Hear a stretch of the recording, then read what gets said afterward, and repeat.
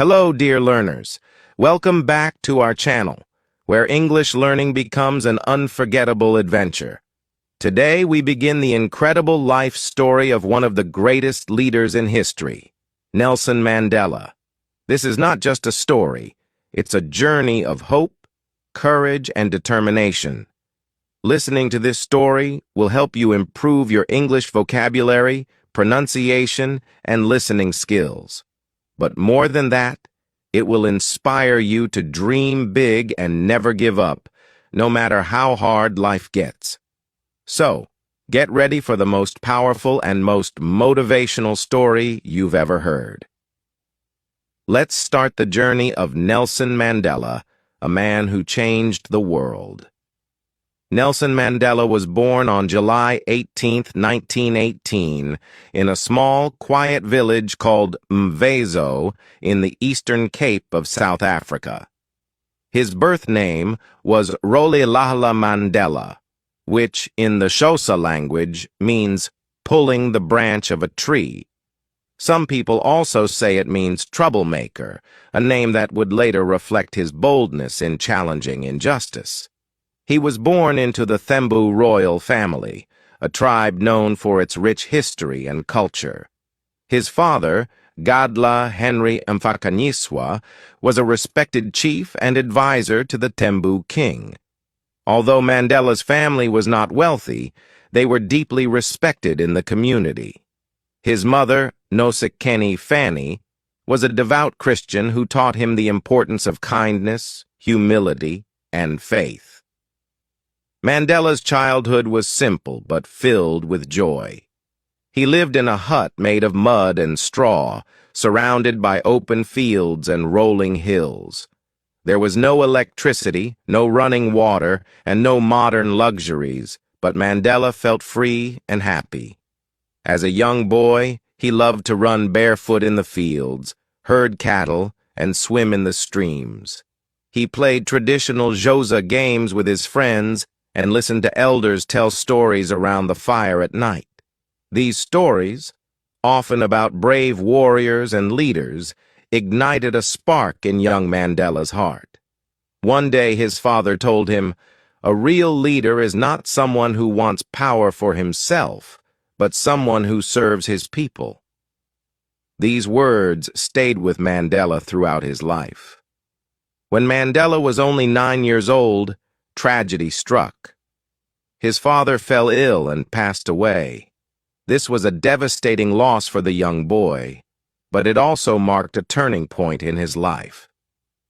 After his father's death, Mandela's mother took him to live with Chief Jongintaba Dalindyebo, a royal leader of the Thembu people. Chief Jongintaba welcomed Mandela into his home as if he were his own son. For the first time, Mandela saw a life beyond his small village. He lived in the chief's palace, where he observed meetings and learned about leadership, tradition, and responsibility.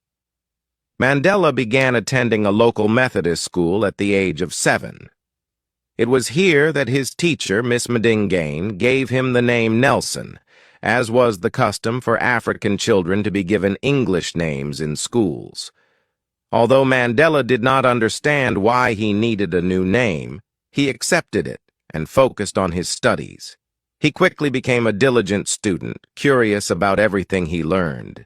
He loved English literature, geography, and history, especially stories of African heroes who fought against colonial rule.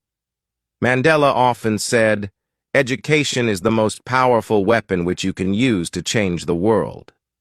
This belief drove him to study harder and dream bigger. As Mandela grew older, he became more aware of the inequalities around him. South Africa was ruled by the system of apartheid, which kept black and white people separated in every part of life. Black people were not allowed to vote, own land, or live in the same neighborhoods as white people. Mandela could see the unfairness everywhere. At the age of 16, Mandela participated in a traditional Xhosa ceremony where boys became men. During the ceremony, elders spoke about the responsibilities of manhood, but they also shared their sadness about the state of their people under apartheid. Mandela felt a deep sense of duty to fight for justice and equality. When Mandela was 19 years old, Chief Jongintaba arranged a marriage for him. But Mandela had other dreams. He wanted to continue his education and make his own choices. So he made a bold decision. He ran away to the bustling city of Johannesburg. In Johannesburg, Mandela saw a completely different world. The city was vibrant but full of challenges. Black people worked hard for very little pay and lived in poor conditions, while white people enjoyed all the wealth and privilege. Mandela worked as a night watchman at a gold mine while continuing his education. He lived in a small, crowded room and often went hungry. But he never gave up. He believed that education would open doors to a better future.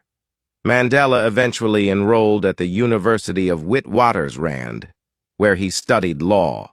He was one of the few black students in the university and faced discrimination, but this only made him stronger.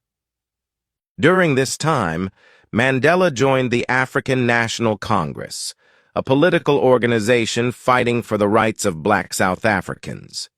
He attended secret meetings, where he listened to passionate speeches and shared his ideas for a fairer South Africa.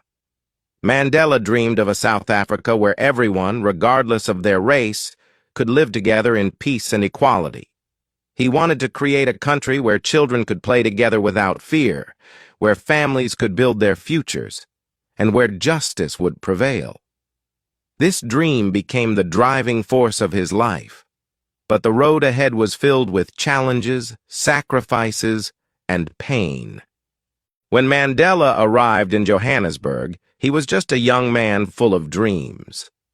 The city was alive with energy, but it was also full of challenges.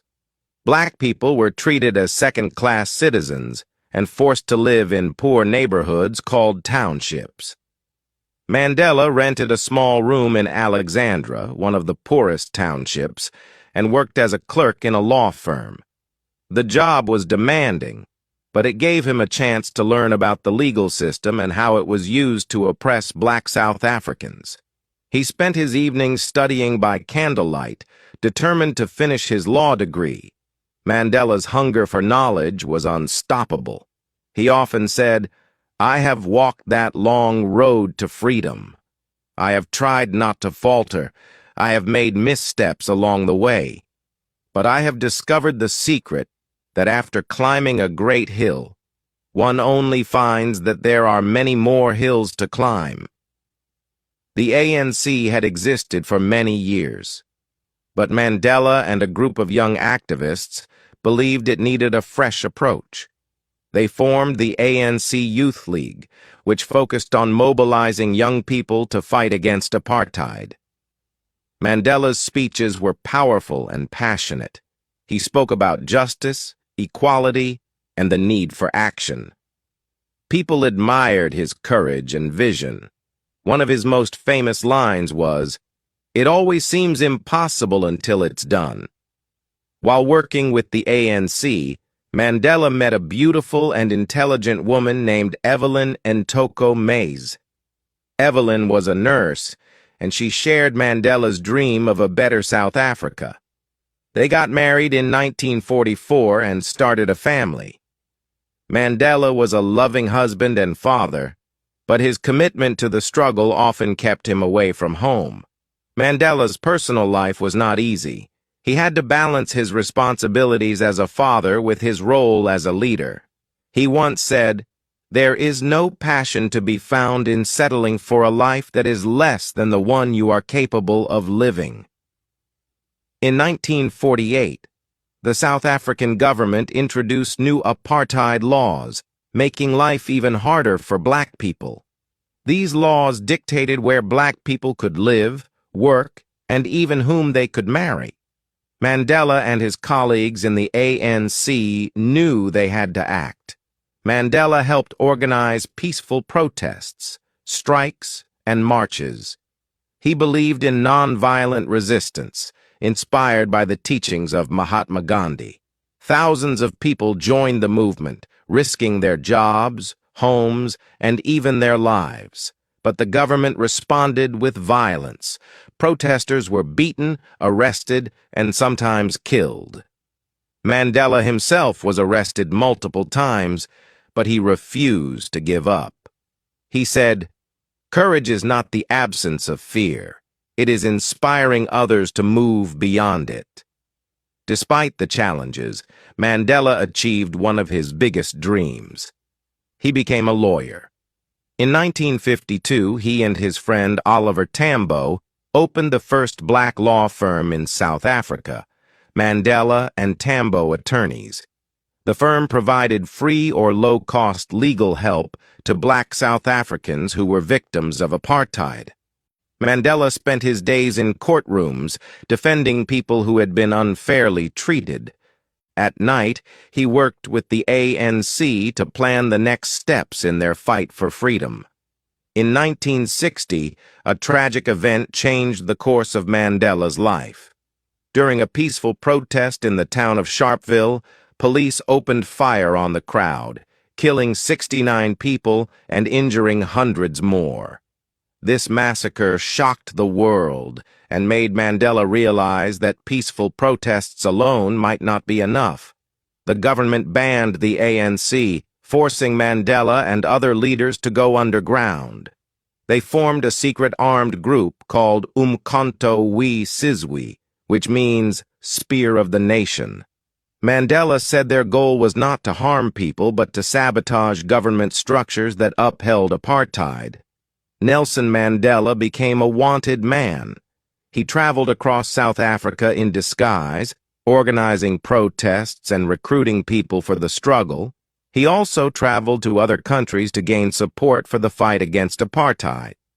During this time, Mandela became known as the Black Pimpernel because he was so good at evading capture. But his life was full of danger. He couldn't see his family, and he knew that every day could be his last as a free man. In 1962, Mandela was arrested and charged with sabotage, treason, and attempting to overthrow the government. He used his trial as a platform to speak out against apartheid. In his famous speech, he said, "I have fought against white domination, and I have fought against black domination. I have cherished the ideal of a democratic and free society in which all persons live together in harmony and with equal opportunities. It is an ideal which I hope to live for and to achieve. But if needs be, it is an ideal for which I am prepared to die."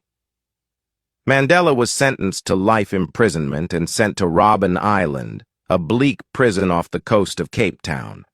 Life in prison was harsh. Mandela was forced to do hard labor in a limestone quarry. He lived in a tiny cell with no bed and only a thin mat on the floor. The guards were cruel, and Mandela was allowed only one visitor and one letter every 6 months. But Mandela refused to be broken. He used his time in prison to study, reflect, and plan. He even learned the Afrikaans language to understand his enemies better. He also taught younger prisoners about leadership and the importance of staying hopeful. Mandela said, "I am fundamentally an optimist. Whether that comes from nature or nurture, I cannot say. Part of being optimistic is keeping one's head pointed toward the sun, one's feet moving forward." As the years passed, Mandela became a symbol of hope for millions of people around the world. Protests against apartheid grew stronger, both inside and outside South Africa. World leaders and organizations called for Mandela's release, but the South African government refused. When Mandela was imprisoned, many thought his fight was over. But the truth was, his imprisonment became the spark that ignited a global movement. Mandela spent 27 long years in prison, most of them on Robben Island. Every day was a test of his patience and willpower. The guards tried to humiliate him, but Mandela remained dignified. The work was grueling, but he kept his spirit strong. He once said, "I realized that courage was not the absence of fear, but the triumph over it. The brave man is not he who does not feel afraid, but he who conquers that fear." During those years, Mandela became more than a prisoner. He became a symbol of the fight against injustice. Around the world, people chanted, "Free Nelson Mandela." His name was whispered in schools, sung in protests, and carried on banners. While Mandela was in prison, South Africa became a nation under siege. The apartheid government faced increasing protests, strikes, and international sanctions. Countries refused to trade with South Africa. Famous musicians like Stevie Wonder and Bob Marley dedicated songs to Mandela. Even in prison, Mandela's leadership was felt. He secretly communicated with other ANC leaders and even began negotiations with the apartheid government. Mandela understood something crucial. To truly win, South Africa needed peace, not revenge. On February 11, 1990, the world watched as Nelson Mandela walked out of prison. He was 71 years old, his hair gray but his spirit unbroken. His first words were, "I stand here before you not as a prophet, but as a humble servant of you, the people." Today, the time for healing of wounds has come. The time to build is upon us. The streets erupted in celebration. People danced, cried, and cheered. Mandela's release was not just his freedom. It was the first step toward a free South Africa. After his release, Mandela faced a tough question. How could South Africa heal after so much pain?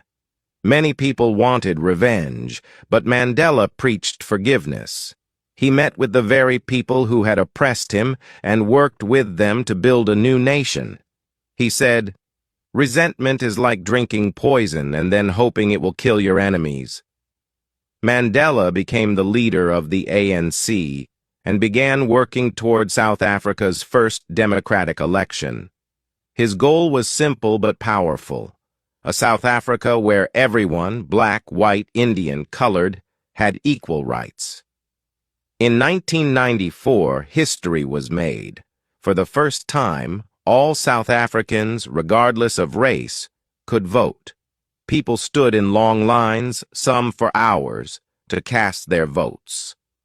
On April 27, 1994, Nelson Mandela was elected the first black president of South Africa. His inauguration was a moment of pure hope. Leaders from around the world attended. Mandela said in his speech, "Never, never, and never again shall it be that this beautiful land will again experience the oppression of one by another." South Africa had a new beginning, and Mandela was at the heart of it. As president, Mandela focused on uniting the country. One of his most famous acts was supporting South Africa's rugby team, the Springboks, during the 1995 Rugby World Cup.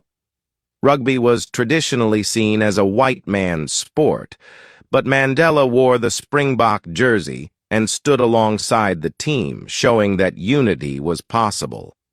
This act of reconciliation was immortalized in the movie Invictus.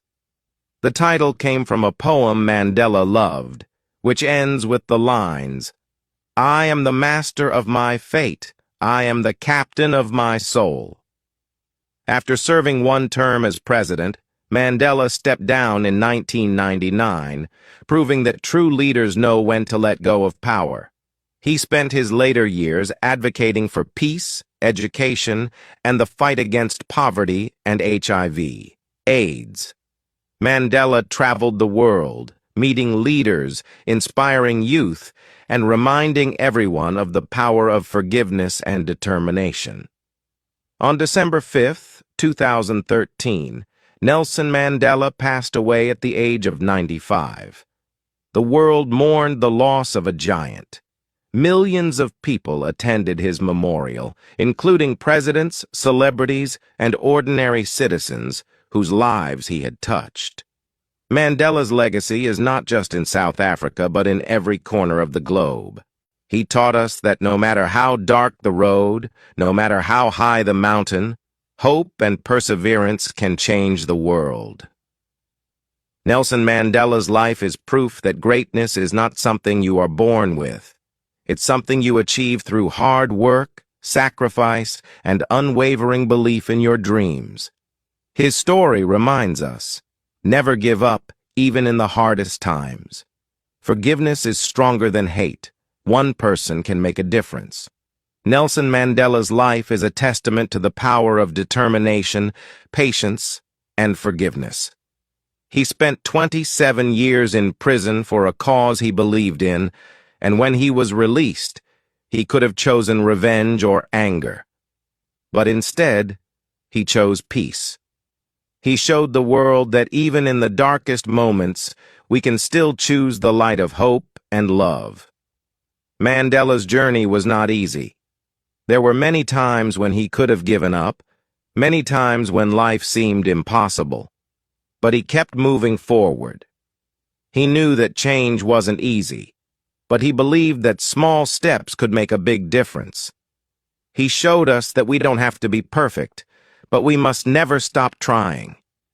In every challenge he faced, whether it was in the streets of South Africa or in the cold cells of prison, Mandela always remembered his dream of a free, equal, and peaceful world.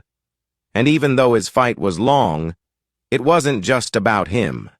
He fought for the future of his children, his grandchildren, and for the generations to come. Mandela said, "I never lose. I either win or learn." This shows us that failure is not the end of the road. Every time we fall, we can rise again. Every mistake is a chance to learn, to grow, and to become stronger. No matter how many times life knocks us down, we can always stand up and keep going. His life teaches us that no matter where we come from or what we face, we all have the power to make a difference. We can be leaders, even in the smallest ways. It doesn't matter if we're not famous or powerful like Nelson Mandela. Every kind word, every act of kindness, every moment we stand up for what's right. These things matter. Mandela's story is a story for everyone. It shows that no matter how hard life gets, we have the strength to keep moving forward. You have the power to overcome any obstacle. You are stronger than you think. So remember Nelson Mandela when you feel like giving up. Think about the hardships he faced, the struggles he endured, but most importantly, think about how he kept going. He didn't let anything stop him, and neither should you. Your dreams are worth fighting for, and you have everything inside you to achieve them. Mandela's journey wasn't just about changing South Africa, it was about changing the world. And he did. He inspired millions, and his message will continue to inspire for generations to come. So take his story to heart. Never forget that with hope, love, and determination, you can make the world a better place. In Mandela's words, "The greatest glory in living lies not in never falling, but in rising every time we fall." This is where we end the story of Nelson Mandela, but his legacy lives on in all of us.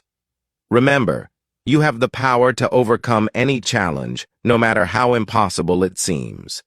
Thank you for joining me on this journey. If you feel inspired, share Mandela's story with others. Together, we can carry forward his message of hope, unity, and freedom.